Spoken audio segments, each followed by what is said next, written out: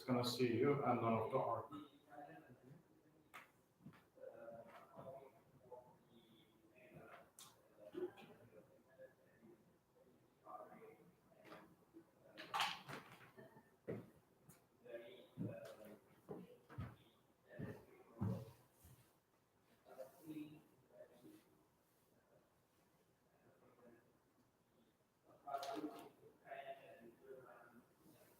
So this is not okay because I cannot read.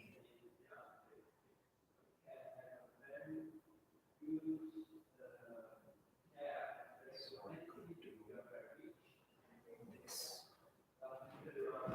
Could this be different? This. Someone can even sit this in there if they want to.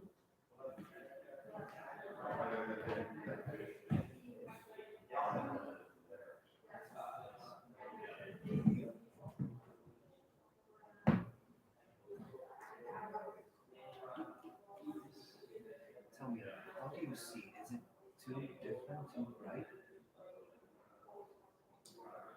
I think it's okay.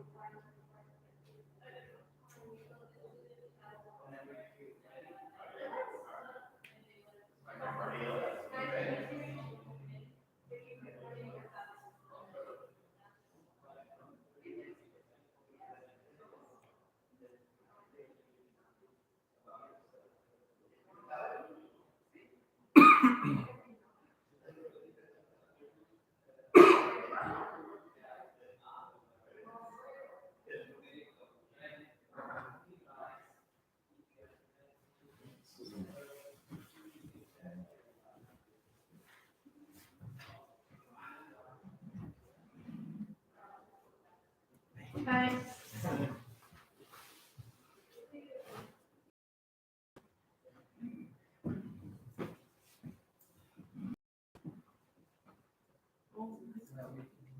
Oh, let me take it off. No, I'll take it off. It's okay. Sit there. Absolutely. There's also that little white corner. Can I sit here? But you are taller. You can sit here. No, no, You don't can worry. sit Don't worry. here. I'm fine. Maybe I'm in the way. Yeah, it's great.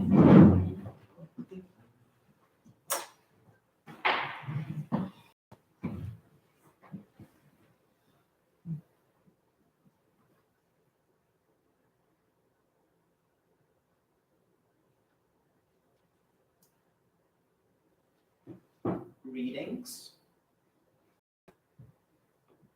Giorgio Colli. Greek knowledge.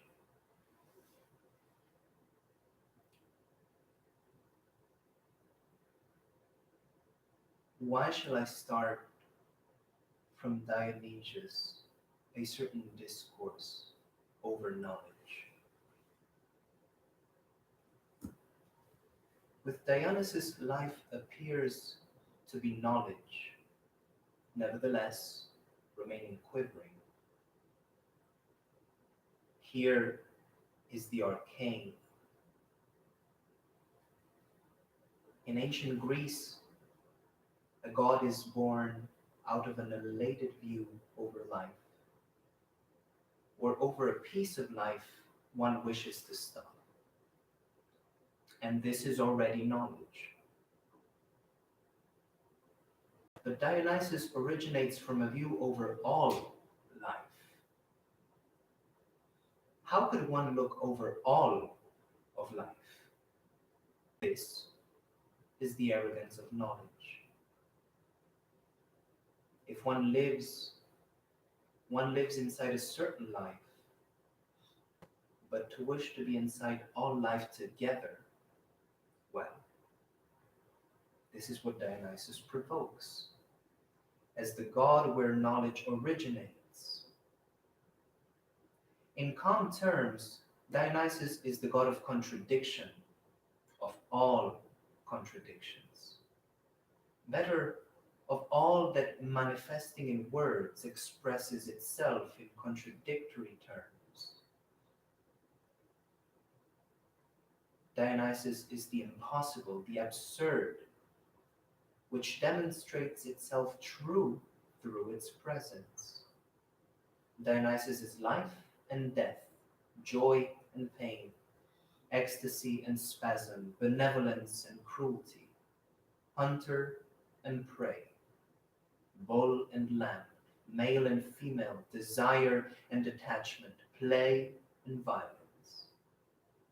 But all of this in the immediacy, in the interiority of a hunter who rushes ruthlessly, and of a prey that bleeds and dies. All of this lived together, without before nor after, and with upsetting fullness in every extremity. And, at last, this contradiction is something even more divergent, even more irredeemable than Greeks have experimented on themselves. In the contemplation of Dionysus, man cannot detach himself from his self anymore, as he does when contemplating other gods. Dionysus is a god that dies. In creating it, man has been dragged to express himself, all of himself, and something more, beyond himself. Dionysus is not a man, it's an animal, and along a god, thus manifesting the terminal points of oppositions that man brings in himself.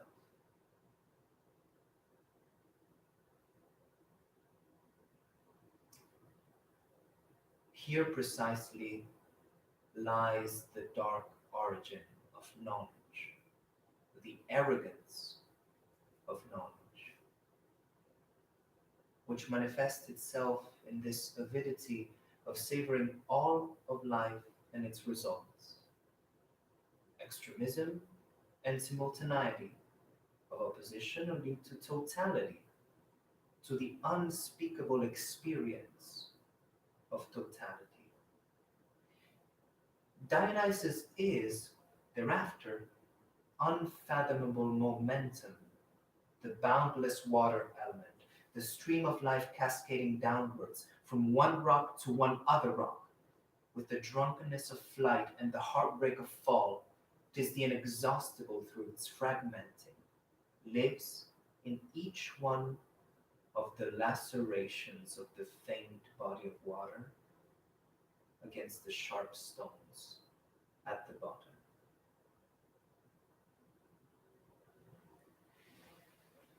The showing of knowledge's arrow is accompanied by bloody wounds. Thus operates Apollo's cruelty.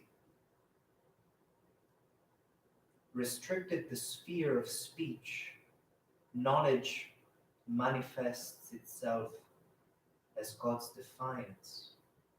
What Apollo suggests isn't luminous knowledge, but a somber intertwinement of words. There, knowledge nestles, but he who dares to stretch his hand has to untangle the knot at his life's cost. Thus, Apollo exerts his power and enmeshes men most suited to know.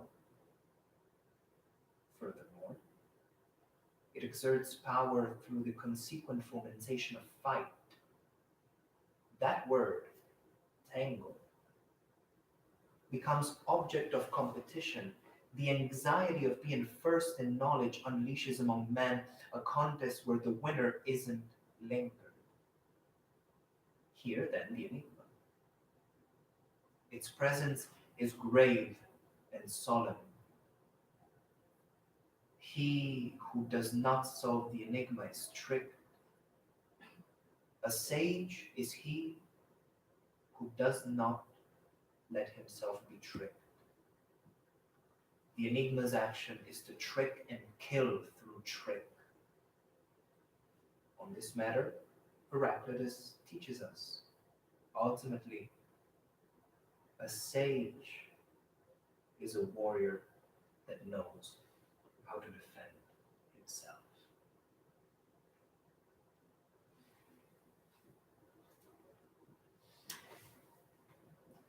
Why were sages referred to as terrible by the antiques?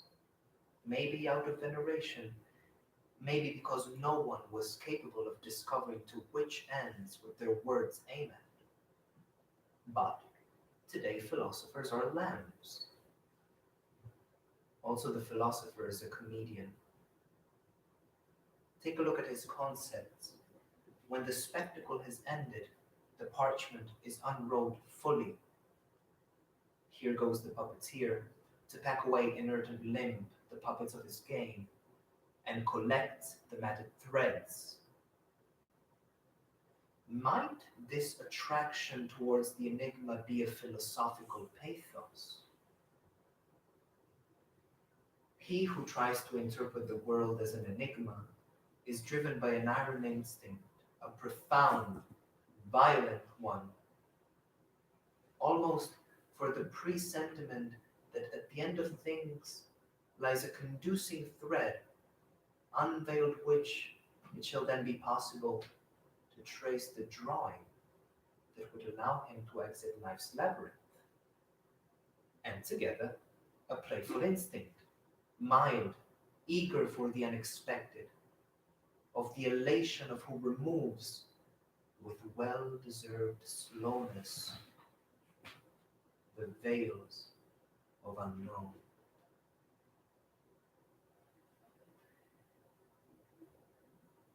What is thought's arrogance?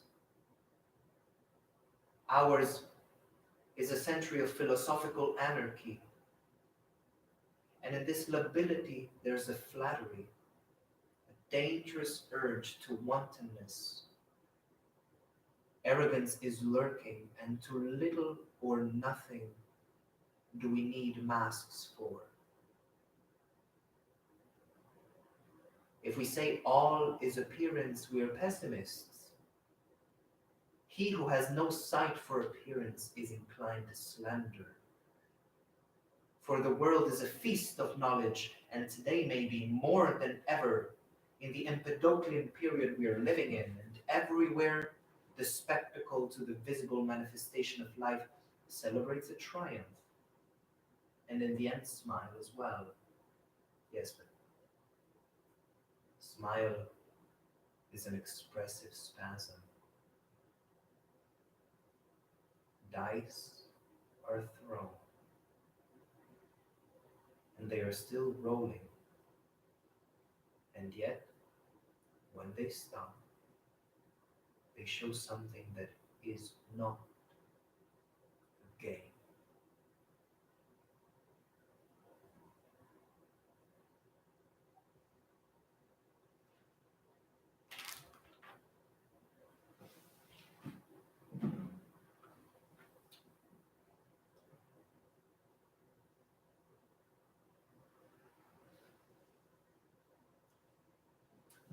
Philosophy of expression.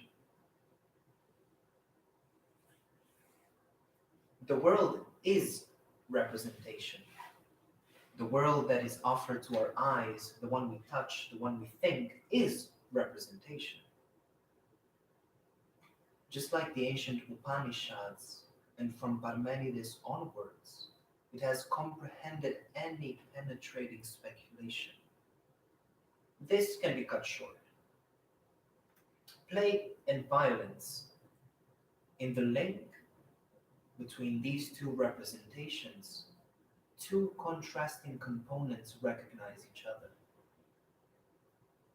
One aspect of this bond is revealed by the nature of memory. For in the persistence of which it is testimony, in the conservation of all that it was before, there was a fatal element, ineluctable, a consistency at the bottom of life, a hardness with no regards to any will, and which imposes itself outside of any identification principle. In short, an element of constriction and violence. The other aspect is gratuity, the arbitrary, the qualitative leap which renovates the separation of immediacy before its first expressive sedimentation. It is a character of unpredictable mildness and play. In the reflux phase, the nature of a bond between representations becomes thus a modality which is determined by a law, and following the trace of that violence is separately assigned to a certain representation of relationship named necessity, or, following the trace of said play, assigned to it with the name of chance. Power of memory. Knowledge is only memory, never true immediacy. Sensations, even sensory impressions, and generally all that philosophers have referred to as immediate knowledge are nothing but memories. And the entire texture of our conscience, i.e., the actual knowledge of a human subject, what we feel, represent, want, operate, our soul, or a star, is a simple concatenation of memories that bond to constitute the world as representation. The child in front of a mirror, as Orphic texts say, Hephaestus made a mirror for Dionysus, and the god, looking at it and contemplating its depiction, threw himself at the creation of plurality. The mirror is not only an indication of the world's illusory nature, but from its birth excludes any idea of creation, will, action. Everything is still. Life and the bottom of life are God looking at the mirror. Outside of logos, play and violence are inseparably mixed. And it is right Dionysus' radical mirror which, reflecting this magmatic content, lets us see through the surface clarified images of appearance, held by the alternative dominion between the necessary and chance. After Nietzsche, a work in regress. The artist does not imitate anything, does not create anything, finds again something in the past. We are satiated of this world of forms, of colors, of individuals. We are oppressed, disenchanted. Art does not resemble anything in this world. The artist inverts time's course, discovering from which past this present was born, arousing, bringing back said past. But inverted time, artistic time, is not driven by necessity. It's bizarre, unpredictable. That past is born out of another past, but without any bond of continuity. And the false liveliness of a customary existence, present, cannot be produced by the artist, It is the thread of necessity, by him repudiated, which produces it. The false detachment of artistic existence, on the other hand, is a recovery of rising representations, which agglutinating make the individual arise. Life is in the past. Wise is he who throws a light in the past's darkness. Indecipherable, elusive is the nature of what has been.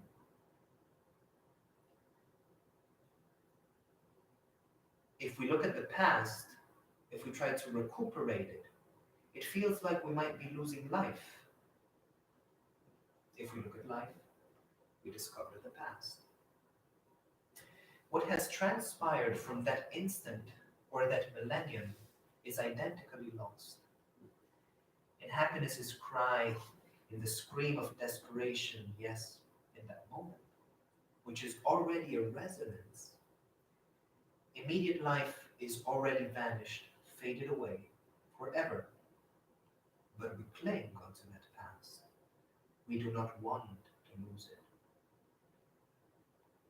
All our conscious life is nothing but echo, a propagation of that life. Waves are fading into cries, into instants, into yearnings, memories, fantasies, thoughts. And in the sloping flow of those repercussions, new shakings intervene, and thus ripples intertwine and confuse themselves. If we forward us further back still to discover life's spring, out of which derived the wave that constantly wraps us, we sink into the darkness of the unrepresentable. To know good was our choice of abandoning the evanescent gasp of what lives now. If instead we lean towards the past and dissect what is in front of us to grasp life while it is flowing in us, then every facet, shape, body, color, figure of life that surrounds us seems to decompose itself everywhere in fragments of the past.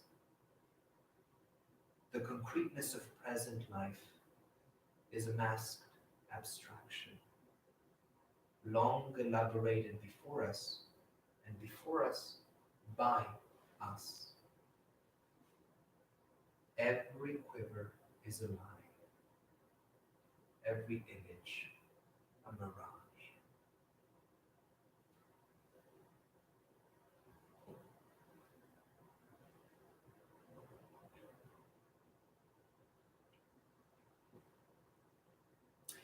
Model of integrity. Modern man is broken, fragmentary. What community expects of the individual, assumes in him, is always different than what he discovers in himself as authentic, springing, and which is something more than an ant that wants to leave behind it a durable trace among appearances. Its comet or snail trail is crushed by humanity, and not by its hostility, but simply by its foreignness, its rules, behaviors, customs. In community, the individual's expression does not reverberate, does not address anymore. Harmony of antiquity is lost. In the last 2 centuries, the apparition of a great personality is accompanied by the picture of a tragic existence, when a mild and vile temperament does not intervene in preserving the individual. The list would be long. Nietzsche is a resounding, emblematic example of this destiny. For in a world that crushes the individual, Nietzsche has been capable of letting us see one individual not bended by the world. He achieved this result in a period which pleased itself, and this pleasing is even stronger these days, of showing life crushed, the individual broken. If Nietzsche's person was violated, this does not demonstrate anything against him. In exchange, he has left us a different image of man, and it is with this one that we shall measure ourselves with.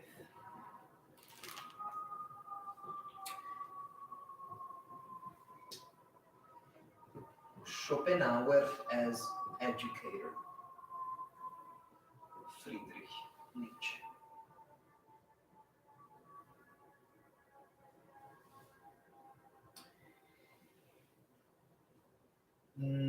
This is not a soothing book. It is not addressed to those who read to relax, not even to those who read to extend their knowledge. This is a text destined to those who still have something to decide about their lives and to their attitude towards culture. When we feel in us such an uncertainty, the desire to begin moving our first steps, and the necessity of a guide to support us, then art, science, philosophy can direct our lives so long as they take human shapes to incite us respect and awe. It is by choosing a master that we start becoming something. And so, because of acts modesty, which softens youth's pride, and for trust and support, which gives firmness to our incision. To live, in general, means to be in danger. Thus we read in this book. And now, Giorgio Colli again. And of such nature are its teachings, and if in Nietzsche's words, and through him Schopenhauer's, we search for philosophy, his voice is quite different than the one as intended in school. It is too harsh a voice for a philosophy that should, thus they told us, interpret totality of life. And yet the scorn of life, we all know it.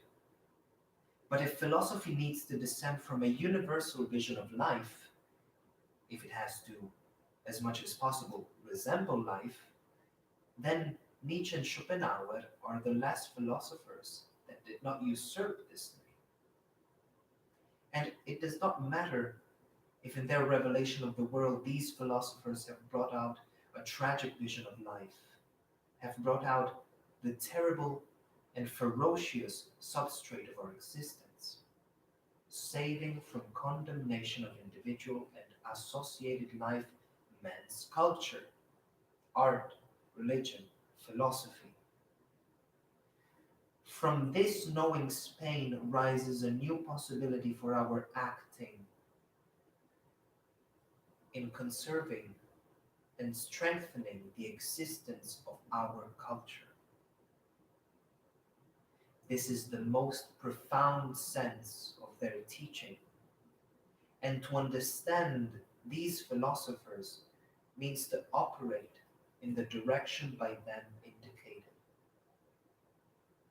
So that the outdatedness of their lives, their detachment from man and historical interests that surrounded them, would not reproduce in other solitary philosophers similar to them, but be the principle of a turning, which would resurrect culture as living life, and without a society, be it limited, of men.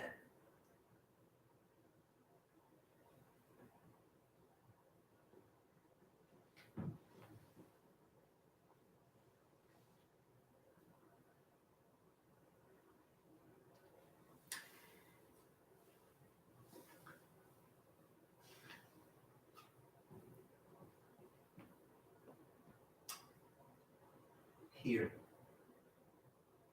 there's no up or down. Take the leap and fly in circle, forward, backwards. You, gentle, sing. Do not speak anymore. Not all words are made for the heavy. Not all words lie for the gentle. Sing. Do not speak. But when Dance and the maidens had gone, he became sad. The sun is down by a while. Grass is humid. Cold comes from the forests. Something hidden enshrouds me and thoughtfully looks at me. How? You're still alive, Zarathustra. Why? For whom? With what? For what? Where? How? Isn't it madness to live yet? Alas, my friends, 'tis the evening which puts these questions in my mouth. Forgive my sadness. Evening has come. Forgive me if evening has come. Thus spake Zarathustra. But these words being said, Zarathustra was overwhelmed by violence and pain for the forthcoming separation from his friends. So much to sob loudly. No one could console him. But that night, he left